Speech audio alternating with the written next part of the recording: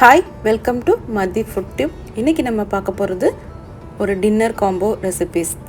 இந்த காம்போவில் என்னென்ன டிஷ்ஷஸ் இருக்குதுன்னு பார்த்தீங்கன்னா, 3 விரலில் பிக்கிற மாதிரி சாஃப்டான கார்லிக் நான், பட்டர் நான், பிளெயின் நான் 3மே பண்ணியிருக்கிறேன். அது போக அதுக்கு பொருத்தமாக தொட்டுக்கிற மாதிரி 2 விதமான கிரேவிஸும் பண்ணியிருக்கிறேன். வாங்க இதே மாதிரி எப்படி சாஃப்டான நான் பண்ணுறது, அப்புறமா என்னென்ன கிரேவிஸுங்கிறதையும் பார்க்கலாம்.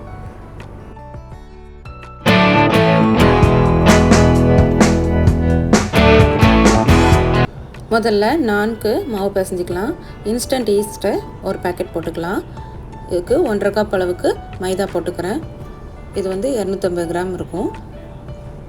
1 டீஸ்பூன் சுகர் போட்டுக்கோங்க. ஒரு 1/4 டீஸ்பூன் பேக்கிங் பவுடர், அப்புறமா 1 டேபிள் ஸ்பூன் அளவுக்கு வெண்ணெய் உருக்கி சேர்த்துக்கோங்க. கூடவே கொஞ்சமாக உப்பு. இதை போட்டு முதல்ல தனியாக மிக்ஸ் பண்ணிக்கலாம். இப்போது வெதுவெதுப்பான பால் ஒரு 1/2 கப்பு சேர்த்துக்கிறேன். நீங்கள் முதல்ல கலந்துட்டு சேர்த்து பார்த்துக்கோங்க. அப்புறமா தேவைப்பட்டால் கொஞ்சமாக எக்ஸ்ட்ரா சேர்த்துக்கலாம். இதை முதல்ல கையிலேயே நல்லா பிசைஞ்சிருங்க. ட்ரை ஈஸ்ட் யூஸ் பண்ணிங்கன்னா கண்டிப்பாக முதல்லையே ஆக்டிவேட் பண்ணிவிட்டு யூஸ் பண்ணுங்கள். அதுக்கு வெதுவெதுப்பான பால், சுகரு, ட்ரை ஈஸ்ட்டு சேர்த்து நல்லா கலந்துட்டு ஒரு 5 நிமிஷம் விட்டுட்டிங்கன்னா ஈஸ்ட்டு ஆக்டிவேட் ஆகிடும். மாவு நல்லா பிசைகிறதுக்கு இதை கிச்சன் கவுண்டர் டாப் மேலே வச்சுட்டு பிசைஞ்சிங்கன்னா நல்லா அழுத்தம் கொடுத்து பிசையலாம். இந்தளவுக்கு பிசைஞ்சிட்டு இதை நம்ம ஒரு பாத்திரத்தில் வச்சு கிளிங் ரப் போட்டு மூடி மினிமம் 1 மணி நேரமாவது ஊற விடுங்க. உங்களுக்கு நிறைய நேரம் இருந்துச்சுன்னா இன்னும் கொஞ்சம் நேரம் ஊறினா நல்லாவே இருக்கும். இப்போ நம்ம கிரேவி எப்படி பண்ணலான்னு பார்க்கலாம். ஒரு பேன் வச்சுக்கோங்க. இதில் 1 டேபிள் ஸ்பூன் எண்ணெய் ஊற்றிக்கலாம். இதில் 6லேருந்து 8 நம்பர் முந்திரி பருப்பு சேர்த்துக்கிட்டு இதை முதல்ல வறுத்துக்கோங்க. அப்புறமா ஒரு பெரிய வெங்காயத்தை ரஃபாக பெரிய சைஸில் கட் பண்ணியிருக்கிறேன். இதை போட்டு முதல்ல வதக்கிக்கலாம். அப்புறமா 3 தக்காளி, இதையும் குட்டியாக கட் பண்ணி போட்டு வதக்கிக்கோங்க. இது பன்னீர் பட்டர் மசாலா பண்ணுறோம், அதுக்காக நிறைய தக்காளி சேர்த்தா தான் நல்லாயிருக்கும்.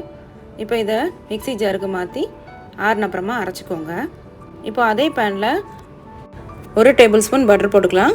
கூடவே 1 டேபிள் ஸ்பூன் எண்ணெயும் ஊற்றிக்கோங்க. இப்போ 1 டேபிள் ஸ்பூன் இஞ்சி பூண்டு விழுது போட்டு எண்ணெயிலே நல்லா வதக்கிக்கோங்க. பச்சை வாசனை போகிற அளவுக்கு வதக்கிட்டு இப்போது 1 டீஸ்பூன் காஷ்மீரி சில்லி பவுடர் இது போட்டு எண்ணெயிலே நல்லா வதக்கிடணும். அப்போ தான் நம்மளுக்கு கலர் நல்லா கிடைக்கும்.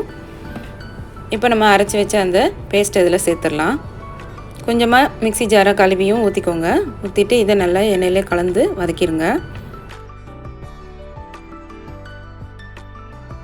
இப்போது 1/2 டீஸ்பூன் மஞ்சள் பொடி, 1 டீஸ்பூன் மல்லிப்பொடி, 1 டீஸ்பூன் கரம் மசாலா, கொஞ்சமாக கசூரி மேத்தி க்ரஷ் பண்ணி போட்டு நல்லா கலந்து இதையும் நல்லா வதக்கிடுங்க.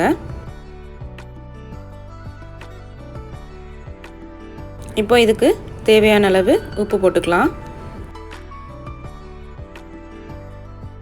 இதை நல்லா கலந்துட்டு இதை நம்ம மூடி போட்டு ஒரு 5 to 10 நிமிஷம் வேக விடலாம்.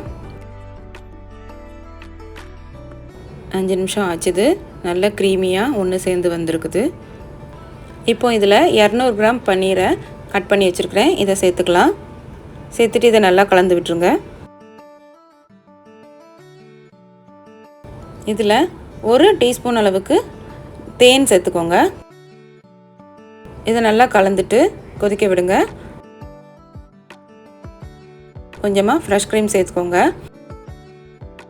இதை நல்லா மிக்ஸ் பண்ணிவிட்டு ஸ்டவ் ஆஃப் பண்ணிடலாம். கடைசியாக கொஞ்சமாக மல்லி இலை தூவிட்டு இன்னும் கொஞ்சம் ஃப்ரெஷ் க்ரீம் ஊற்றிக்கோங்க. அவ்வளோதான், பன்னீர் பட்டர் மசாலா ரெடி ஆகிடுச்சு. இப்போது அடுத்த கிரேவி பார்க்கலாம். இதுக்கு ஒரு பேன் வச்சுக்கோங்க. இதில் 1 டீஸ்பூன் எண்ணெய் ஊற்றிக்கோங்க. 2 பெரிய வெங்காயத்தை பெரிய சைஸாக கட் பண்ணி வச்சுருக்கிறேன். இதை சேர்த்துக்கலாம். இப்போது இதில் 2 பச்சை மிளகாவை கட் பண்ணி போட்டு இதையும் முதலே வதக்கிக்கலாம். வெங்காயம் நல்லா வதங்கிடுச்சு. இப்போ 1 பெரிய சைஸ் தக்காளி, அதையும் கட் பண்ணி போட்டு இதையும் வதக்கிக்கோங்க. இதில் தக்காளி கம்மியாக சேர்த்தா போதும். இந்தளவுக்கு வதங்கின அப்புறமா மிக்சியில் மாற்றி ஆறின அப்புறமா அரைச்சிக்கோங்க. இப்போது அதே பேனில் 1 டேபிள் ஸ்பூன் எண்ணெய் ஊற்றிக்கோங்க. 1 டீஸ்பூன் ஜீரகம் போட்டுக்கலாம். ஜீரகம் நல்லா பொரிஞ்சதுக்கப்புறமா நம்ம அரைச்சி வச்ச அந்த பேஸ்ட்டை சேர்த்துக்கலாம். கொஞ்சமாக தண்ணி சேர்த்துட்டு இதை நல்லா கலந்துக்கோங்க. இப்போ இதில் 1 டேபிள் ஸ்பூன் இஞ்சி பூண்டு விழுது சேர்த்து இதையும் நல்லா வதக்கிக்கலாம். இப்போ மசாலா பொடியெல்லாம் சேர்த்துடலாம். 1/2 டீஸ்பூன் மஞ்சள் பொடி, ஏற்கனவே பச்சை மிளகாய் சேர்த்துருக்கோம், அதனால் 1/2 டீஸ்பூன் தனி மிளகாய் பொடி, 1 டீஸ்பூன் மல்லிப்பொடி, கசூரி மேத்தி 1 டேபிள் ஸ்பூன் அளவு எடுத்து கையிலேயே க்ரஷ் பண்ணி சேர்த்துக்கோங்க. இப்போ இதை நல்லா கலந்துக்கலாம். இப்போ இதுக்கு தேவையான அளவு உப்பு போட்டுக்கோங்க. போட்டு நல்லா மிக்ஸ் பண்ணிக்கோங்க. நல்லா கொதிச்சிட்ருக்கு. இப்போ நம்ம 1/2 கப்பு பச்சை பட்டாணி, 1 கப்பு காலிஃப்ளவரை நான் ஏற்கனவே வெந்நீரில் போட்டு க்ளீன் பண்ணிவிட்டு இதில் போட்டிருக்கிறேன். இதை போட்டு நல்லா கலந்துக்கோங்க. இதை இப்போ மூடி போட்டு ஒரு 5 நிமிஷத்துக்கு வேக விடலாம்.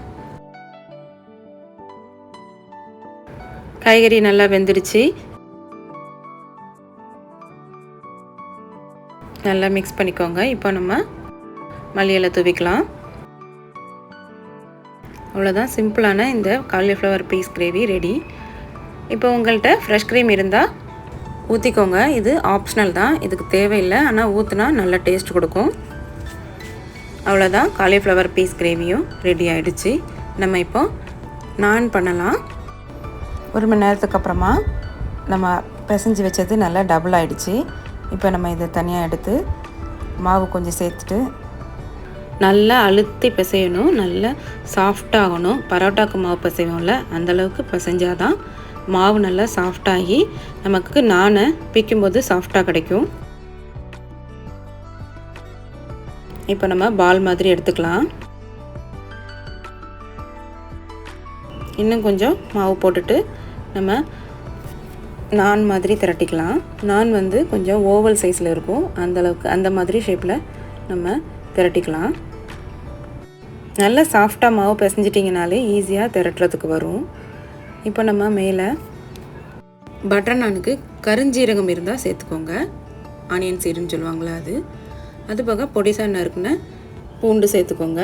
அப்புறமா நல்லா பொடிசாக வெட்டின மல்லி இலை இதை தூவிட்டு மெதுவாக ப்ரெஸ் பண்ணுங்கள். லைட்டாக ஒரு ப்ரெஸ் பண்ணிவிட்டு எடுத்து தனியாக வச்சுடுங்க. இப்போ இன்னொரு ப்ளைன் நான் திரட்டிக்கலாம். ப்ளைன் நானும் திரட்டியாச்சு, இதையும் தனியாக எடுத்து வச்சிடலாம். இப்போ இன்னொரு நான் திரட்டிக்கலாம். இது வந்து கருஞ்சீரகம் சிலருக்கு டேஸ்ட் பிடிக்காது, அதனால் வெறும் கார்லிக் மட்டும் போட்டுட்டு இதையும் அதே மாதிரி திரட்டி வச்சுக்கோங்க. இப்போ நம்ம எப்படி சுடலான்னு பார்க்கலாம். ஒரு பேனை ஸ்டவ்வில் வச்சு நல்லா காய வச்சுக்கோங்க. நல்லா சூடாகணும். பேனை நல்லா சூடு வருது பாருங்கள், புகை வருது. இந்த அளவுக்கு சூடு பண்ணிவிட்டு நம்ம நானோட பின்னாடி சைடில் கொஞ்சமாக தண்ணி நல்லா தடவிட்டு அப்படியே சூடான பேனில் அப்படியே போட்டுருங்க. போட்டுட்டு இதை திரும்ப ஸ்டவ்வில் வச்சு ஒரு 10 செகண்ட்க்கு விடுங்க. நல்லா பபுள் வருது பாருங்கள். இப்போ நம்ம அப்படியே கவுத்தி பிடிச்சி கீழே சுட்டு எடுக்கலாம். அப்படியே தீ மேலே நேராக படணும். இந்த மாதிரி பட்டுட்டா நான் நல்லா வெந்துடும். மேலே நல்லா ஓரளவுக்கு கலர் வந்தப்புறமா இன்னும் கொஞ்ச நேரம் கீழே வேக விட்டுருங்க. அப்போ தான் எடுக்க வரும். இந்த அளவுக்கு வந்தப்புறமா எடுத்துடலாம். இப்போ இதில் கொஞ்சமாக பட்டர் தடவி வச்சுக்கோங்க. இதுதான் கார்லிக் பட்டர் நான் ரெடி ஆகிடுச்சு.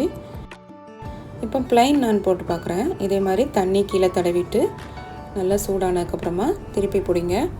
ப்ளைன் நான் வந்து நல்லா உப்பி வருது பாருங்கள், புஷ்ஷுன்னு வருது, சாஃப்டாக இருக்குது. நல்ல மாவு நல்லா ரொம்ப நேரம் பிசைஞ்சதுனால இந்த அளவுக்கு சாஃப்டாக கிடைக்குது. இப்போ இதுக்கு மேலேயும் பட்டர் தடவிட்டிங்கன்னா இதுதான் பட்டர் நான். அவ்வளோதான், நான் ரெடி ஆகிடுச்சு. 2 வித கிரேவியும் ரெடி ஆகிடுச்சு.